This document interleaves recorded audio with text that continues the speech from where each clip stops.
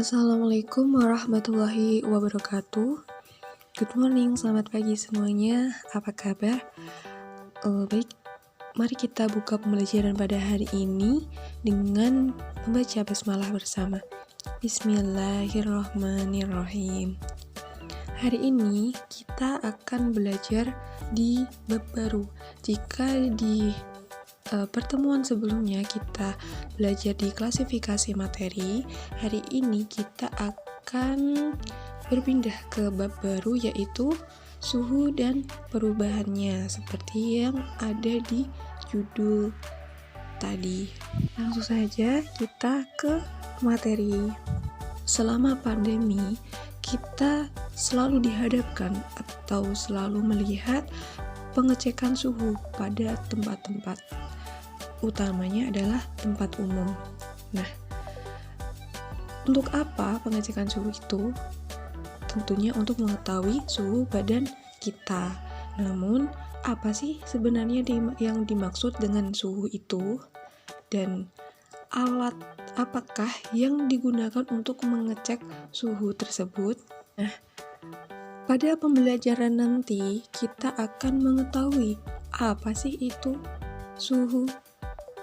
Kemudian, alat apa yang digunakan untuk mengukur suhu? Baik, langsung saja. Nah, apa itu suhu? Suhu merupakan keadaan panas atau dinginnya suatu benda, atau juga bisa disebut dengan derajat panas suatu benda.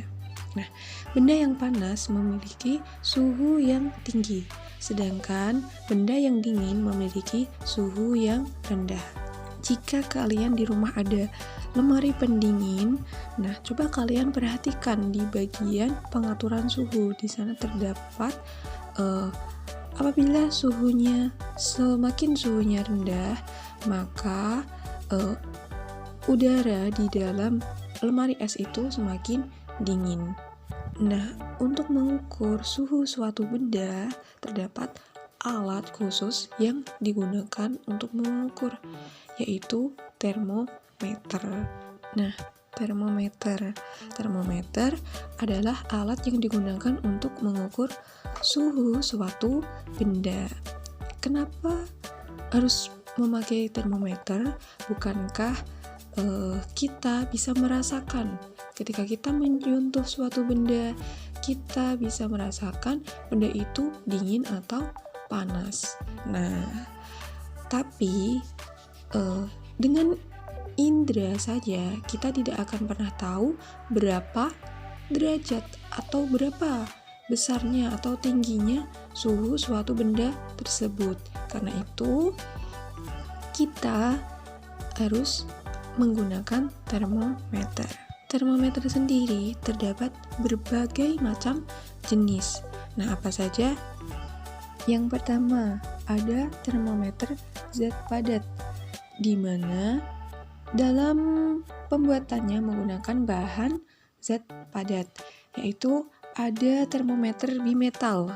Nah, bentuknya seperti pada gambar tersebut. Nah, bimetal ini memanfaatkan dua jenis logam berbeda dan didekatkan menjadi satu. Bimetal ini memiliki prinsip dalam kerjanya, yaitu jika termometer terkena suhu tinggi, maka bimetal akan melengkung ke arah logam yang memiliki koefisien muai lebih tinggi. Sebaliknya, jika termometer terkena suhu rendah, logam akan membengkok ke arah logam yang memiliki koefisien muai lebih rendah. Nah, kemudian ada termometer termokopel. Nah, termokopel ini termasuk termometer yang menggunakan zat padat. Nah, termokopel menggunakan sensor suhu yang menggunakan dua jenis logam konduktor yang ujungnya digabungkan dengan sebuah ampermeter.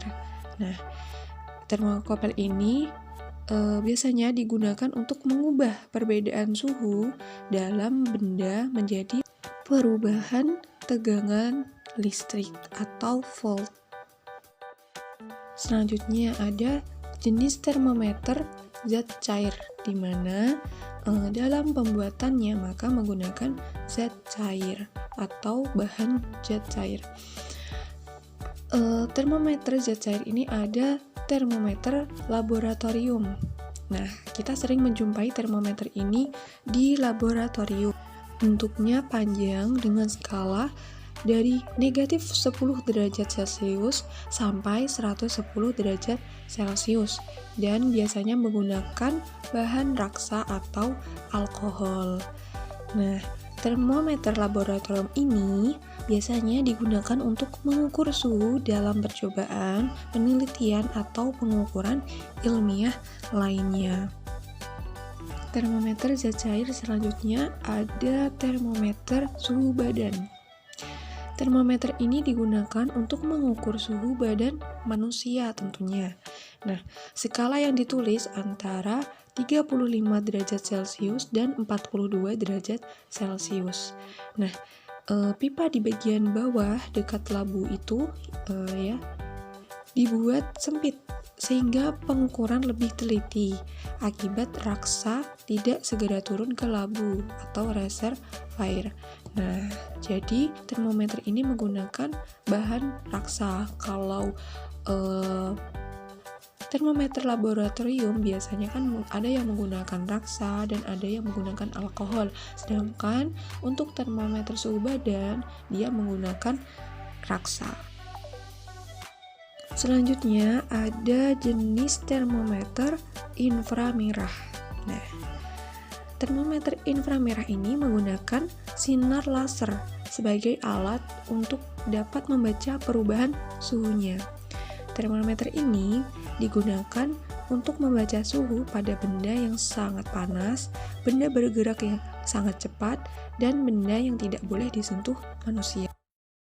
Dan contoh jenis termometer yang terakhir ada termometer dinding atau ruang.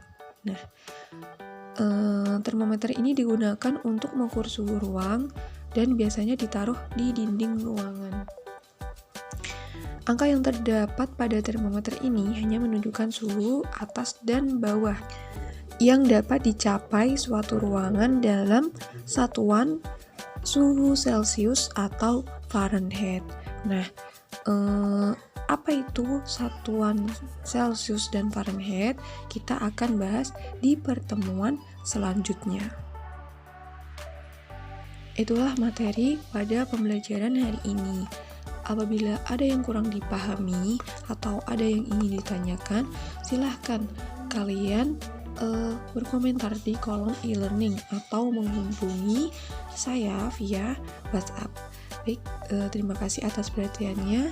Wassalamualaikum warahmatullahi wabarakatuh.